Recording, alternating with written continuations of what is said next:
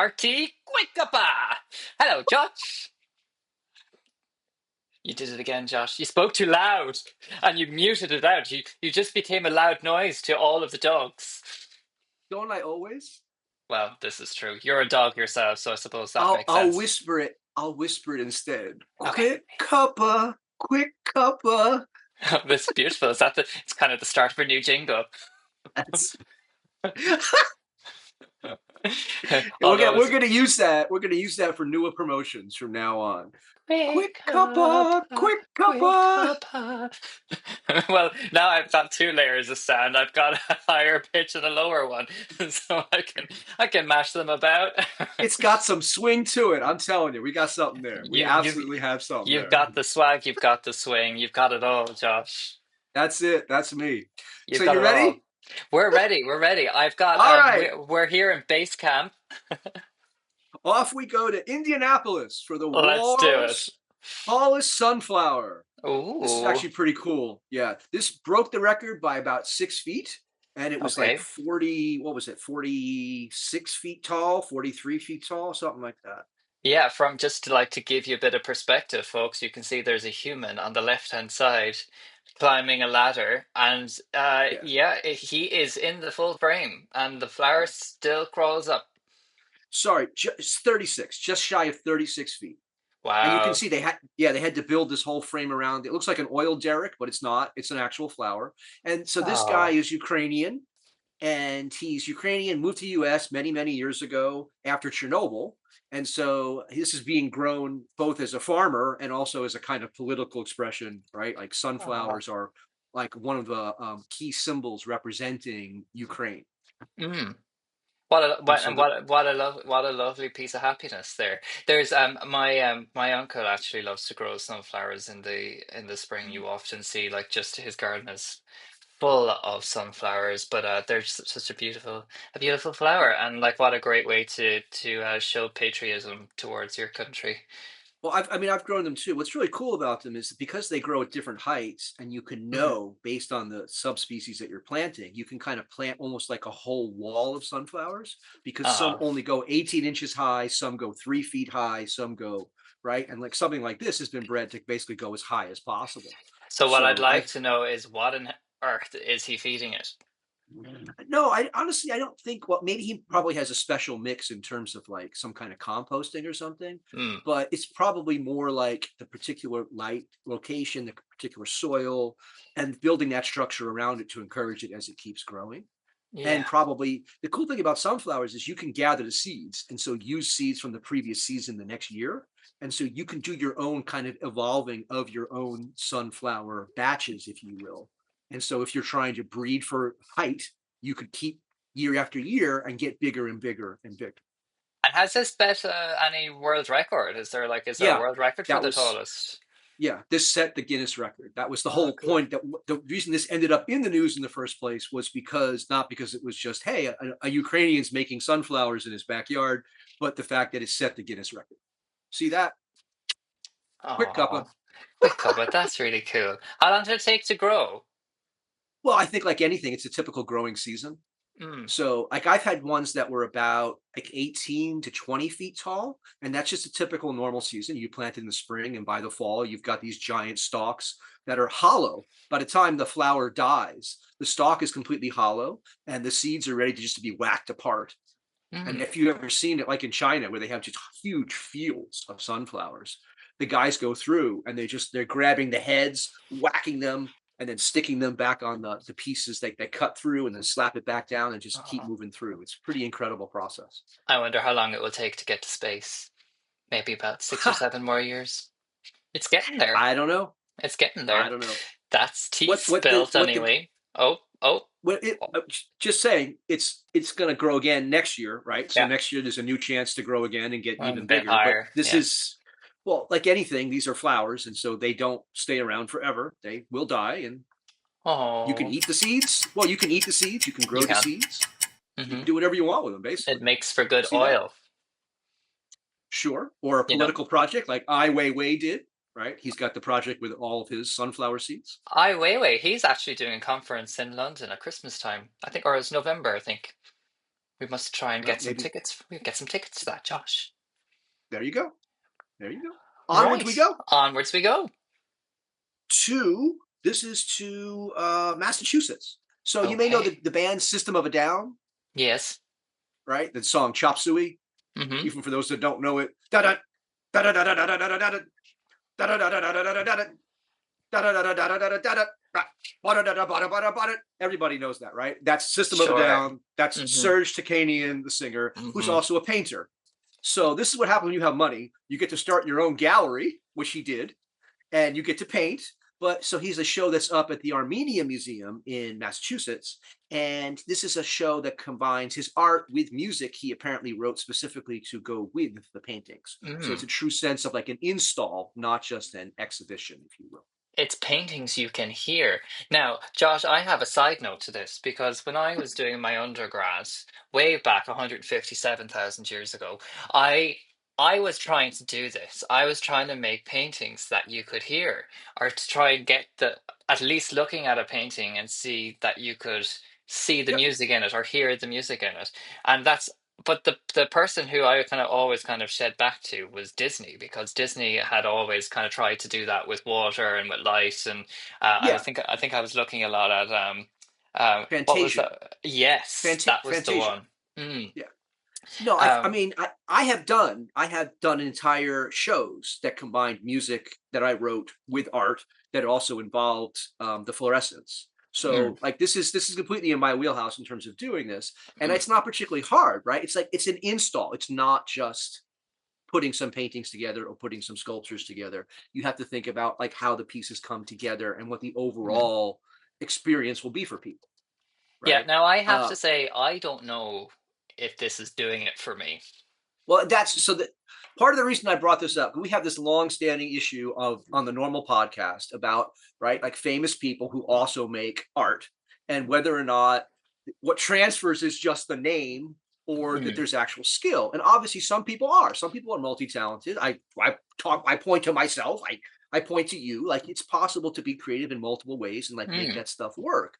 It's the question is, particularly if you get known as an entertainer, Yes. right? Because then it's this transfer of the entertainer energy into anything they touch.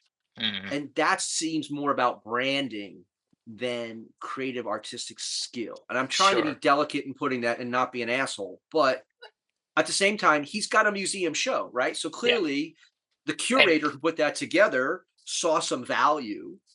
in his own museum.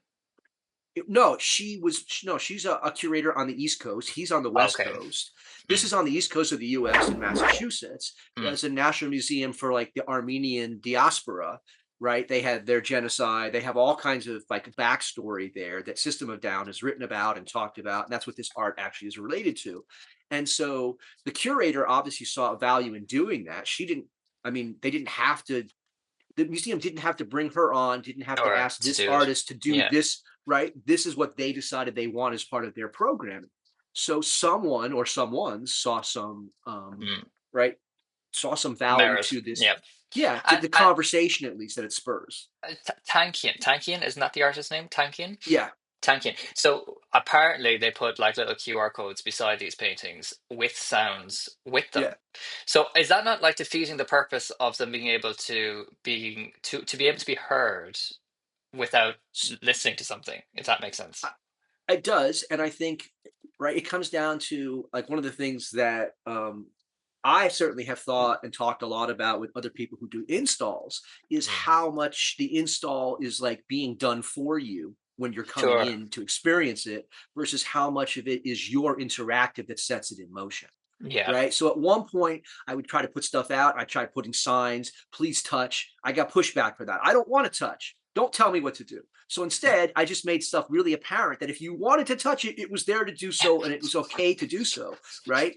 And so it ends up being this kind of ongoing conversation about like what people will allow themselves to be allowed to do, Yeah. right? And when you're no longer putting stuff on the wall or putting it on pedestals and allowing it to be more an experience, as we talked about before, that does open the door to digital kinds of things, which are the different kind of experience. But it Mm. also opens up a whole other side of things that are more like remember, like the bounce houses and the funhouse balls. And there's a reason people like that shit, right? They like it because it's contact, it's Yeah, touching, it's yeah, real. It's not just the glossiness of digital stuff on a screen. yeah.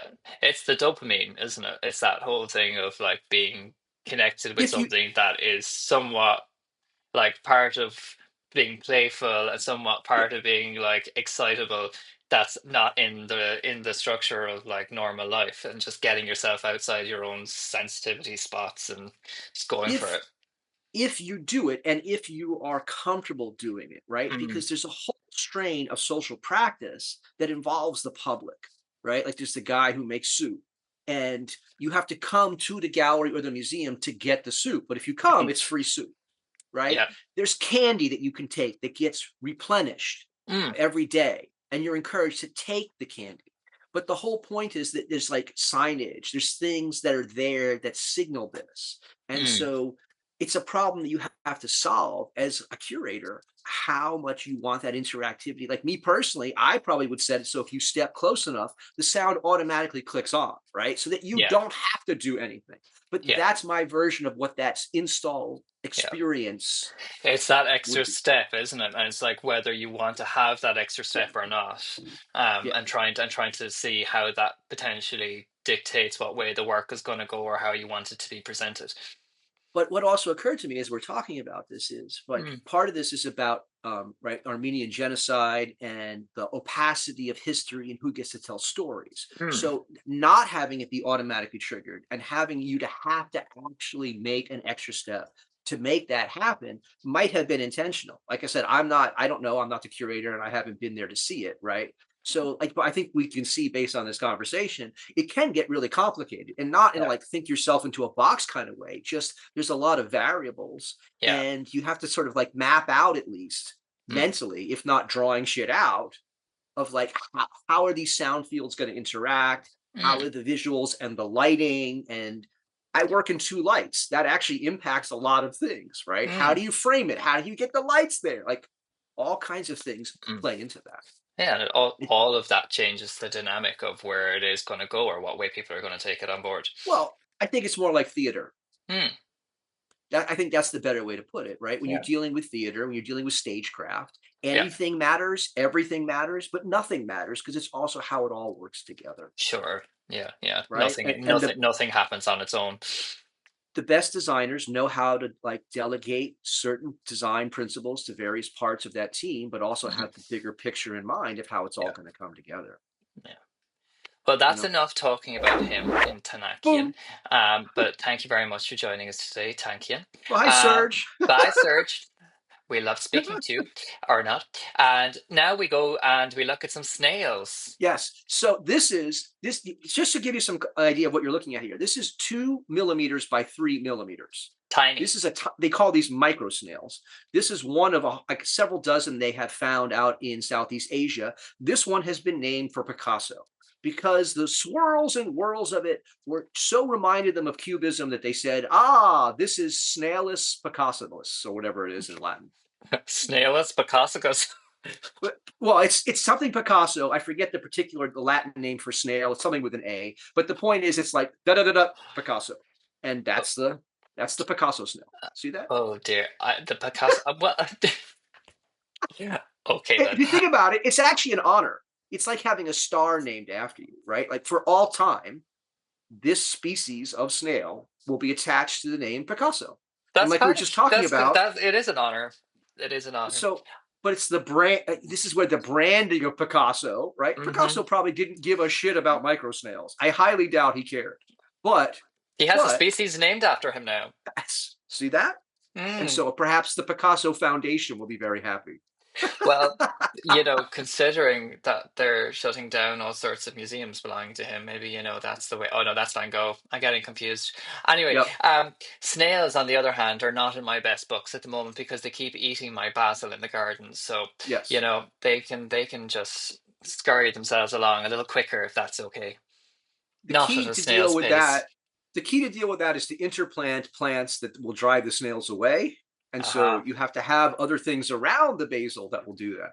Oh, we've got some horticulture lessons today. I I'm love telling you, that. I have I okay, I grew up having to subsistence farm. My family lived off a lot of the food that we grew in our backyard. And you don't grow shit and then watch it get eaten because then you don't get to eat it. You know what I'm saying? I do So know.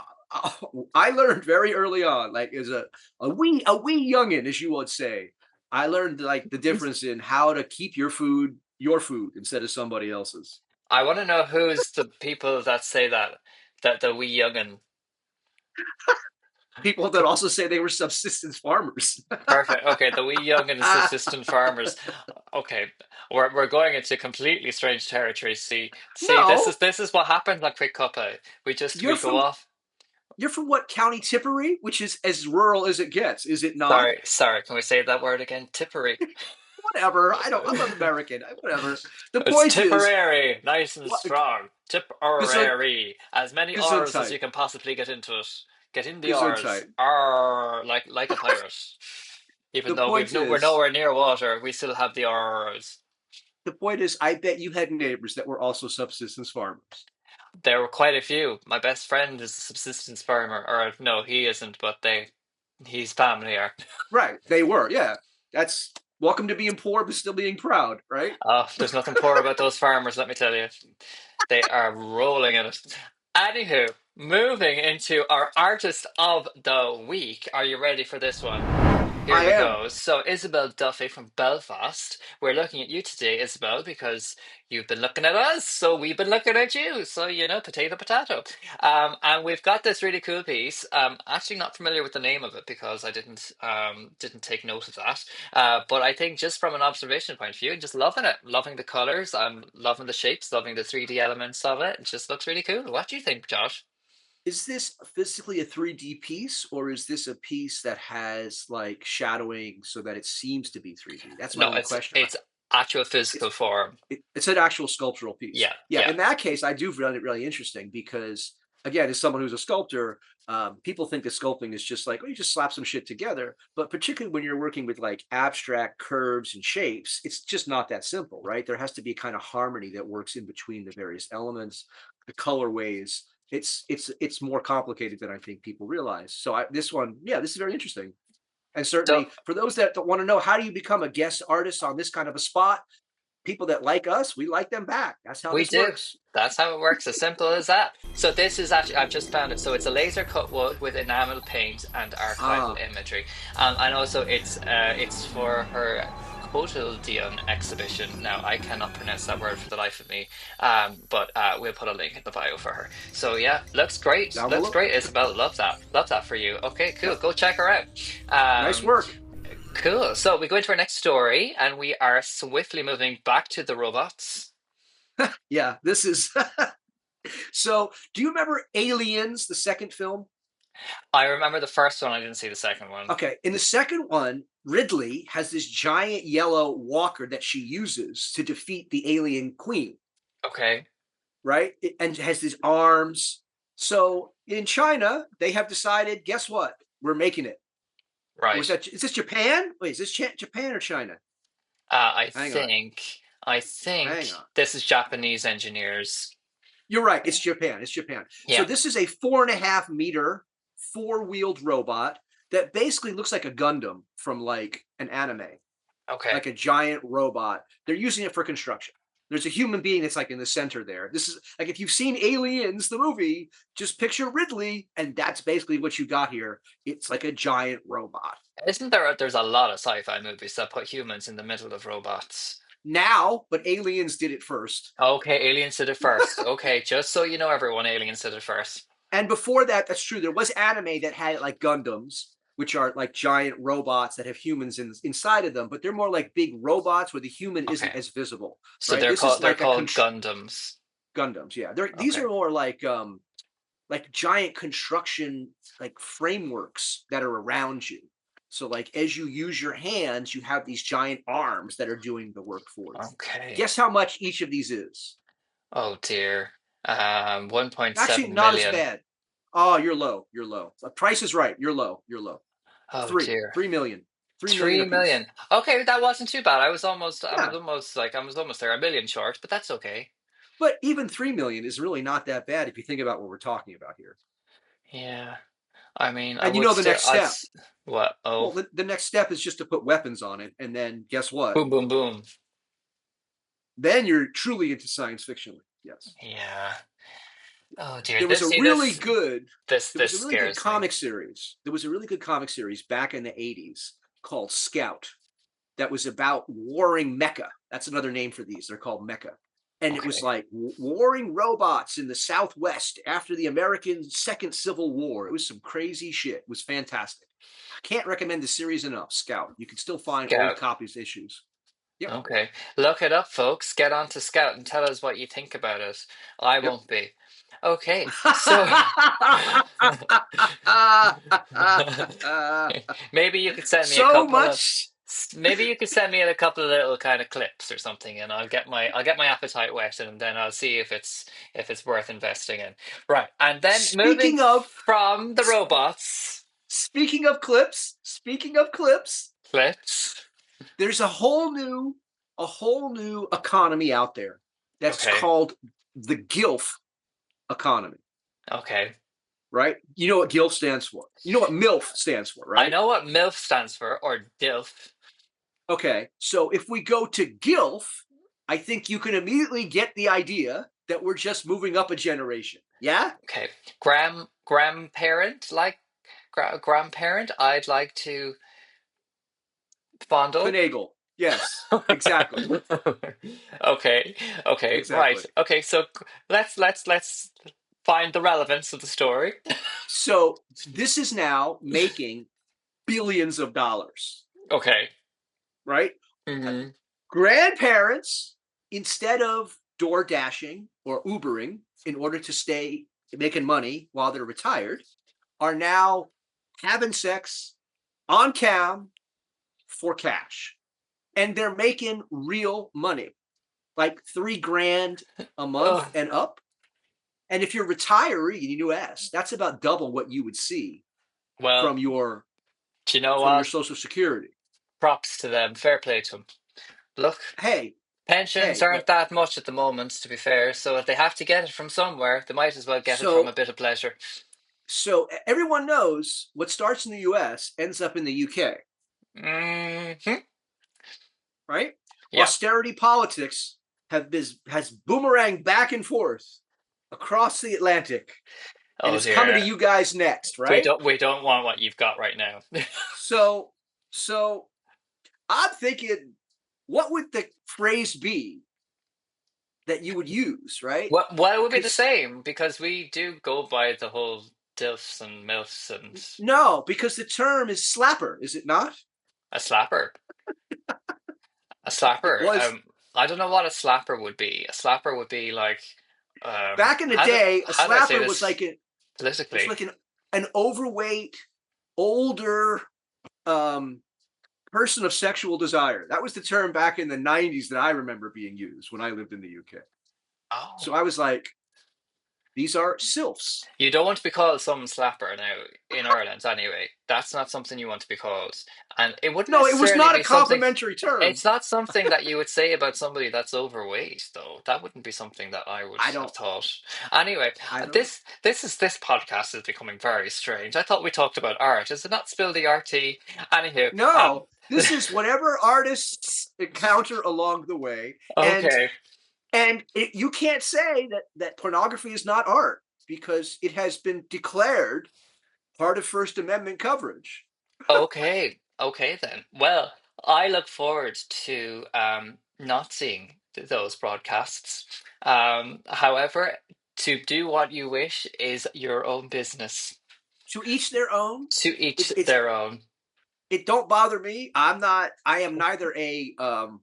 I was because I was reading the article and I was like, I didn't even know. It was given all these different sites. And I was like, I didn't even know these sites existed. I didn't even like it has all these weird names and things. And I'm like, Mhm. I had no idea that people like. And then Josh It's like lost a day.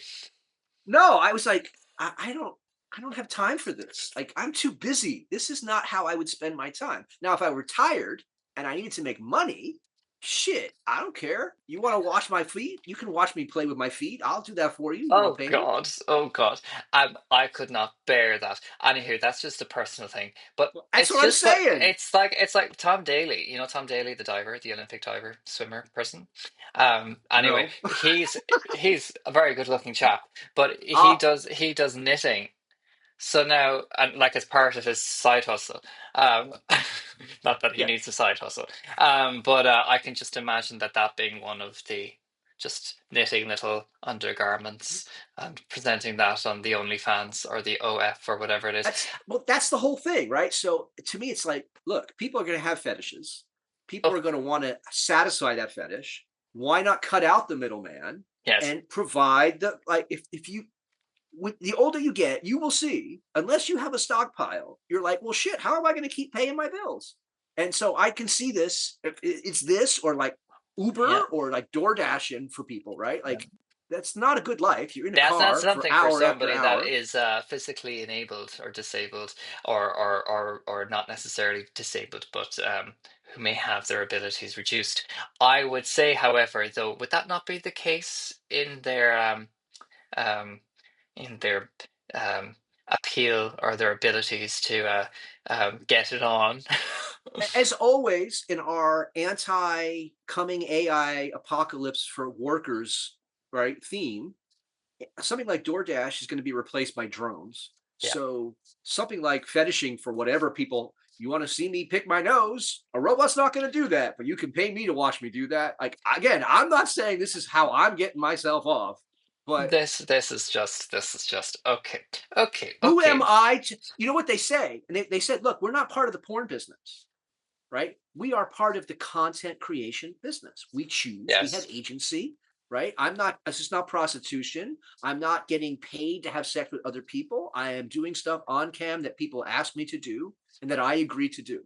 So it's not, they're considering this as like being a content creator, like the people that do mukbang and sit there and shove as many thousands and thousands of calories into their mouth as fast as they can. And people are sitting there and watching this, right? Like Mhm. I find that disgusting, right? I don't Yeah. want to watch someone's mouth going in close up. That's not how I want to live my life. It's a I'm bit, not here to judge. it's a bit ooey to be fair. That and also you see it with the what's that hot wings thing? That Yeah, is it. Yep, yeah. I'm like, how are hot you one, doing this? hot, Hot hot ones, ones, hot ones. hot Yeah, ones. Yeah, yeah. the world is gross. Anyway, what are you gonna do? Or Um,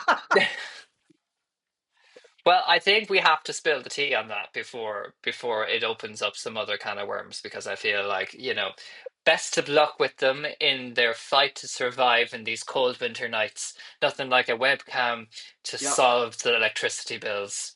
we salute you, but we will not be using your services. How's that? Nothing, yes. Well, best of luck in your endeavors. Best of luck, sir. Best of luck, man. Best of luck. Best of Best of luck. luck.